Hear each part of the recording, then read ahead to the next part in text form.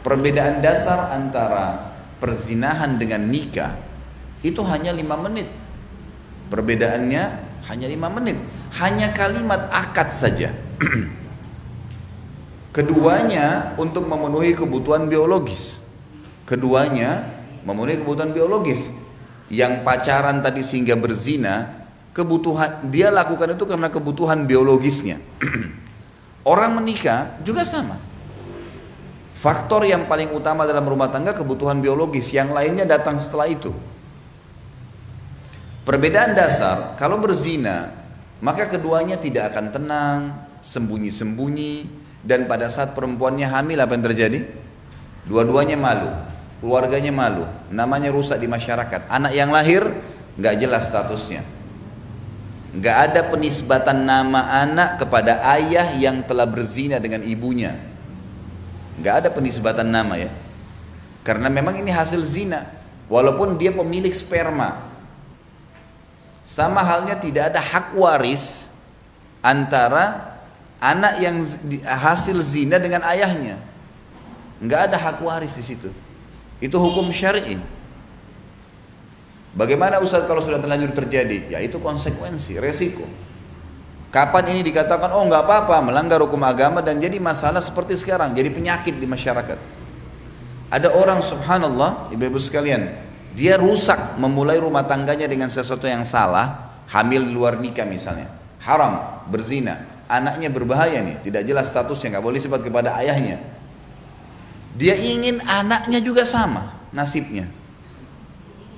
Kok aneh? Iya, dibiarin juga anaknya hamil di luar nikah. Banyak terjadi kasus seperti itu. Jangan sampai keburukan yang pernah terjadi dalam kehidupan kita diwariskan kepada anak-anak. Ini pemahaman yang keliru. Nggak boleh. Tidak ada rumah tangga yang diharapkan penuh dengan cinta kasih sayang kalau dimulai dengan yang haram. Nggak bisa. Ibu-ibu sekalian, dosa yang dilakukan oleh seseorang, hukuman yang datang dari dosa itu lebih berat daripada apa yang dia lakukan. Saya kasih contoh gini. Kalau ada orang mencuri 10.000 rupiah, apakah hukumannya nanti dari Allah ukurannya seperti 10.000 rupiah? Jawabannya tidak. Dia bisa sakit, masuk rumah sakit, mengeluarkan biaya 1 juta gara-gara mencuri 10.000. Kalau orang faham poin ini, dia tidak membuka pintu dosa, karena dosa nikmatnya cuma saat itu saja, tapi konsekuensinya panjang. Contoh yang lain, kalau ada orang yang minum segelas racun, cukupkah segelas racun itu diobatin dengan segelas susu? Gak mungkin. Bisa 1000 gelas susu baru bersihin 1 gelas racun. Seperti itu konsekuensinya ya. Jadi jangan sampai dianggap remeh, sebab saya temukan ada orang-orang banyak kasus-kasus rumah tangga yang konsultasi dengan saya dan saya lihat dengan mata kepala, mereka begitu. Ibu-ibunya belum pakai jilbab kecuali nanti umur 30 tahun, 40 tahun. Anak perempuannya pun sama. Dia pakai jilbab, anaknya enggak, telanjangan di sana sini. Karena dia anggap dia dulu pakai jilbab umur 30, anaknya juga enggak apa-apa.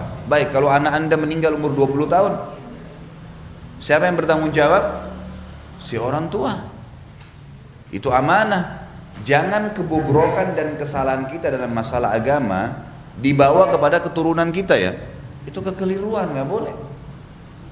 Jangan juga pernah mengukur kemampuan anak kita sesuai dengan kemampuan kita. Misal kita masukin di sekolah nih, hafal Quran 1 tahun 5 juz, lalu kita sendiri mungkin mengaji aja masih susah, mengkhatam Quran aja setahun sekali masih susah, lalu kita tarik ya, kapasitas kita itu kepada anak-anak. Kesian berat 5 juz, padahal sebenarnya ringan buat dia, buat kita berat. Jangan ditarik itu kepada anak-anak, biarin dia hafal Quran. Jadi bukan berarti karena kita tidak mampu, kita punya kesalahan agama sebelumnya, diwariskan ke anak keturunan, ini nggak boleh. Kesalahan yang fatal ini, gitu kan? Harus diperbaikin. Sederhana tapi efeknya besar. Bedakan dengan menikah, ibu-ibu sekalian.